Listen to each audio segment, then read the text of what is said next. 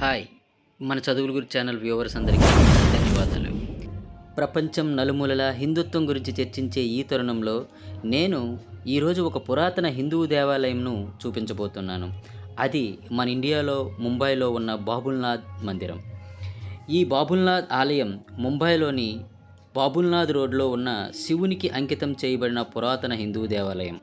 అయితే ఈ బాబుల్నాథ్ మందిరం ఎప్పుడూ రద్దీగా ఉన్న ముంబై నగరంలో నడిబొడ్డున మెరైన్ డ్రైవ్ చివరలో గిర్గాం చౌపటి బీచ్ సమీపంలో అత్యంత ఎత్తైన కొండపైన సముద్ర మట్టానికి 1000 అడుగుల ఎత్తులో ఈ మందిరం నిర్మించబడింది.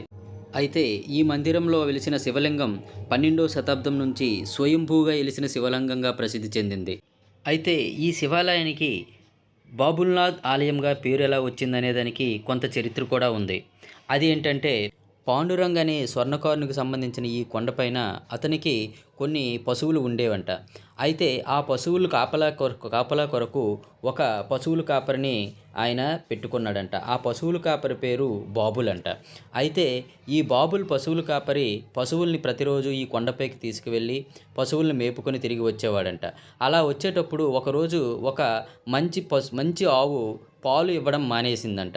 ఎందుకు పాలు ఇవ్వడం మానేసింది అని ఆ పశువుల కాపరిని పాండురంగుడు అడగగా, ఈ బాబులు ఏం చెప్పాడంటే, ఈ ఆవు ప్రతిరోజు కొండపైన ఒక ప్రత్యేకమైన స్థలానికి వెళ్ళి అక్కడ తమ పాలుని విడిచిపెడుతుంది అని చెప్పాడంట.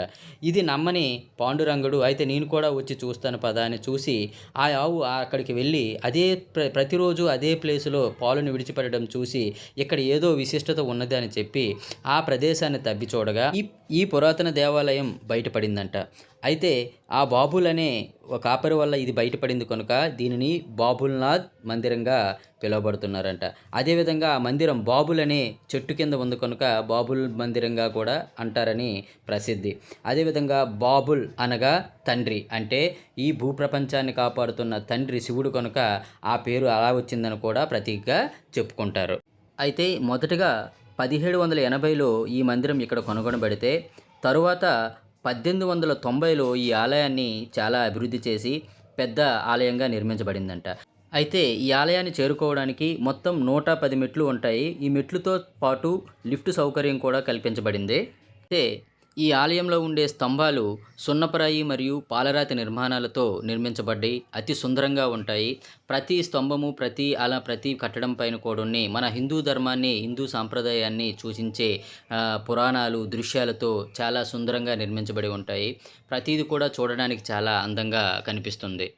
అయితే ఈ ఆలయంలో శివలింగంతో పాటు పార్వతీదేవి, గణేష్ ప్రతిమలతో సహా హనుమానుకు సంబంధించిన విగ్రహాలు కూడా ఇక్కడ ఉంటాయి. ఈ చుట్టుపక్కల ఉండే వాతావరణం మొత్తం కూడా చాలా ప్రశాంతంగా, నిశ్శబ్దంగా ఉంటుంది. అయితే ఈ ఆలయంలో యోధులు, సన్యాసులు ఎప్పుడూ సంచరిస్తూ ఉంటారంట. మరియు నిత్యం భక్తులతో రద్దీగా ఉంటూ శివస్మరణే ఇక్కడ ముఖ్యంగా ఉంటుందంట. శివుని యొక్క స్తోత్రాలతో ప్రతి భక్తుడు బాబుల్నాథ్ను స్మరిస్తూ శివ దర్శనాన్ని చేసుకుంటారు. అయితే ఈ ఆలయం కొండపైన చూడడానికి చాలా సుందరంగా కనిపిస్తుంది. అదేవిధంగా ప్రధాన ఆలయానికి ఎదురుగా ఉన్న ఖాళీ ప్రదేశంలో భక్తులు ధ్యానం చేస్తూ కొంతసేపు అలానే అక్కడ కూర్చుంటూ విశ్రాంతి తీసుకుంటారు. ప్రధాన ఆలయం మొత్తం బంగారు పూతతో చాలా సుందరంగా ఉంటుంది. దాని లోపల శివలింగంతో పాటు, శివుని విగ్రహంతో పాటు పార్వతీదేవి మరియు గణేశుని ప్రతిమలతో చాలా చూడటానికి అందంగా ఉంటుంది. అయితే ఇంత పురాతనమైన, అందమైన, సుందరమైన ఈ పురాతన దేవాలయాన్ని నేను దర్శించుకొని మన ఛానల్ని ఫాలో అవుతున్న వ్యూవర్స్ అందరి కోసం కూడా వీడియోని చేసి అప్లోడ్ చేద్దామని వీడియోని తీసి అప్లోడ్ చేస్తున్నాను.